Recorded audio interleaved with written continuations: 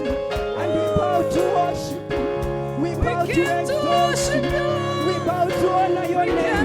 We gather with the 24 elders this morning to declare you are worthy. Your majesty we worship you. Your honor we exalt you. Your majesty we exalt you. Our Father, we praise you. We give you glory and we give you all the honor, Lord God. And the Lord was speaking to me and telling me some of the things that we are fasting about, God has already settled them out. We just need to locate the bearing. Thank you, Holy Spirit. The Spirit of God is saying you just need to locate the bearing. Hallelujah. Amen. So we see Joshua and Nehemiah, Gideon. There's so many examples in the word. People like Esther. How did they encounter victory in their lives? They took steps to move, to do something. Esther is saying, I am going to fast. I'm going to appear, move. I will not just fast and sit in my king's chamber. I will fast and move. If I die, I die. Hallelujah. Amen. After fasting, you move. Turn to your neighbor, wherever you're watching us from. Tell your neighbor, after fasting, move. Fasting and movement are two different things. After praying and giving, move. Hallelujah. Amen. And God will open your eyes as you move. God will clear the way as you move. God will fight with your enemies as you move. Hallelujah. And so many other battles that God has already fought for us, even in our sacred places, in the name of Jesus. We see God, for Joseph to be manifested, there was movement from one place to another. That's why I say Romans 8 and verse 28. And we know that all things work out for good. Now, everything that was working in the movement of Joseph, it was working in his favor. Hallelujah. So keep on moving. Don't give up. Even if you fail somewhere, keep on moving. Church, it is not time to stagnate. It is time to arise and move. We are taking up nations in movement. Amen. Hallelujah. Amen. Hey, hallelujah. Amen. Bwana asifiwe. Amen. We shall possess our possessions in movement.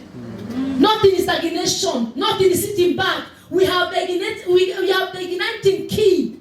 Hallelujah. Amen. Faith, the word of God, prayer, really everything. We have everything that we need for this life and godliness. So ignite it and move the direction. Thank you, Holy Spirit. The Spirit of God is telling me, cause things move. Cause the car move. You are the driver. Hallelujah. Cause if your life is an airplane, I'm prophetically now speaking, cause it to move. You have the igniting key. Hallelujah. And the igniting key number 1 is the word of prophecy that has been declared upon your life in Jesus' name. Hallelujah. Amen. Even if the devil has spoken something or whispered something against your life, anything, any other thing, kindly don't give it an ear. You have the igniting key, the word of the prophecy that has been spoken upon your life. Hallelujah. So don't be stagnated. Avoid stagnation. Refuse stagnation. Refuse to be intimidated by the devil when you are seated. Don't even allow the enemies to put you down. You have what it takes to cause this move in your life in the name of Jesus. Hallelujah. Amen. I want to finish by speaking something for 2 minutes about the prodigal son. The prodigal son realized the father has everything for his life. And that is why, church, we must know. Church in the world, we must arise to this occasion. We must come to this knowledge that our Father in heaven, the Bible says in Psalm 24, that He owns the earth and the fullness therein. He has everything that we need in our lives. The Bible says this young man realized that my father has been rebelling for my inheritance. He has my inheritance. And the Bible shows me he went to the father with boldness. Thank God for what faith was leading us into. That we should approach the throne of grace. Hallelujah. With boldness. So that we may find mercy and grace in the hour of need. Hallelujah. Amen. Now this man goes to the father and he's boldly asking the father for his inheritance. We see a movement. Inheritance did not just come. The son is going to ask for it. Hallelujah. Amen. Number 2, when the son has messed up, the other thing we see, he realizes, I cannot suffer. I cannot just sit here and wait for my father to look for me. He's now making another movement to go back where he belongs. Hallelujah. So either way, there is a movement. Amen. Hallelujah. Amen. Our inheritance is ready for us to take from the presence of the Lord. But God is waiting for you to move towards whatever He has already promised your life. Hallelujah. The word of God has come forth. Even if you have not heard anything from the word of, the Rhema word, from the prophet, go and read the promises of God in His word. That is enough for you to cause you to arise and move as a child of God in boldness in Jesus' name. Hallelujah. Amen. So, many people are stagnated. Many hopes are deterred. Many dreams are shattered. Why? Because people are lost in the valley of decisions. Somebody is still seated and wondering, how do I do it here? I came to say today, as I'm hearing the Spirit of God, Moses did not go praying for God to give him the formula. When God called him for an assignment, He gave him the formula. Hallelujah. Amen. That which God wants you to undertake, Joseph, you're going to become the second in command, and your gift will keep on opening doors for you. I am going to give you the formula. The formula you are looking for is waiting for you to move. Hallelujah. Amen. I'm saying hallelujah. Amen. And that is the word of the Lord. The Lord is saying, move. God is saying, move. And for those who are coming online late and for those who have entered late, now the Lord is saying, proceed towards that which God has said. Proceed. Oh. I remember one of our daughters here, God said in 3 months, that was ending in December last year, I'm going to shift you. She did not just sit in Kibera and wait for God to shift her. She shifted. And God has provided for her until now. Hallelujah. Don't just sit back. Don't just sit back and wait for a job to knock at your door. The job will not come. Job does not have legs.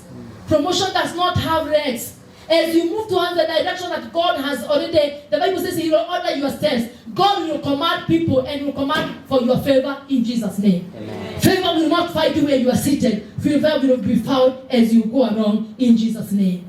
So fear not. I hear the Lord say, I am together with you. Hallelujah. Amen. God is together with us. Fear not. There will be no shame. There will be no disappointment. Amen. I'm saying there will be no shame. There will be no disappointment. Let us take charge of our nations. Let us take charge of our marriages. Let us take charge of our children. Let us take charge of our everything. And we are going to enjoy the faithfulness of God in Jesus' name.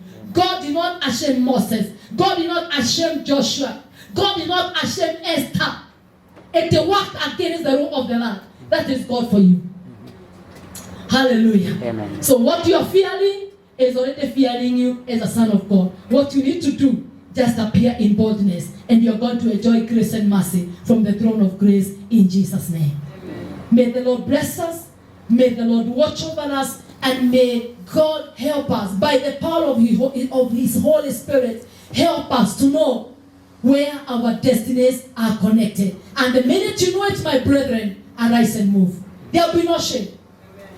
They ashamed you last year. I'm now speaking to you as an authority by the grace of God and with a lot of humility. They ashamed you last year. In that company, people corrupted here and there. Even in the nation of Kenya and the nations of the world, the true children of God, the glory of this latter house shall be greater. Hallelujah. And we are the carriers of the glory of God in Jesus' name. Hallelujah. Arise in boldness. Move the direction of God in your life, and you're going to enjoy victory in Jesus' name. Victory is not a joy when somebody is not moving towards the battlefield. Hallelujah. Amen. There must be a movement somewhere. Amen? I'm saying as I finish, the Lord is saying, I have already given you the ignition key for your destiny. Hallelujah. Amen. So don't just hold the key and keep on testifying and keep on talking about what God has said. Move towards that direction, and you're going to enjoy the favor of God in Jesus' name. God bless you so much, our online church, and may the favor of God keep you and watch over your life in Jesus' name. God bless you. The church on the